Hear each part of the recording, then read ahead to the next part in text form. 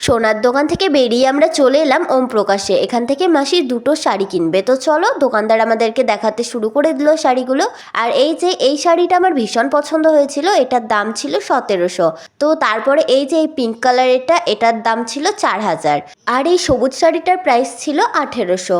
তারপর সব লাস্টে মাসির এই কালেকশানগুলো ভীষণ ভালো লেগেছিল, তো এটারই এই কালারটা, এটার দাম ছিল 3925 টাকা। তো তোমাদেরও যদি এই কালেকশনগুলো ভালো লাগে তোমরা অবশ্যই এখান থেকে শপিং করতে পারো। তো তারপরে মাসি দুটো শাড়ি কিনে নিয়েছিল, একটা হচ্ছে গ্রিন আর একটা হচ্ছে স্কাই ব্লু।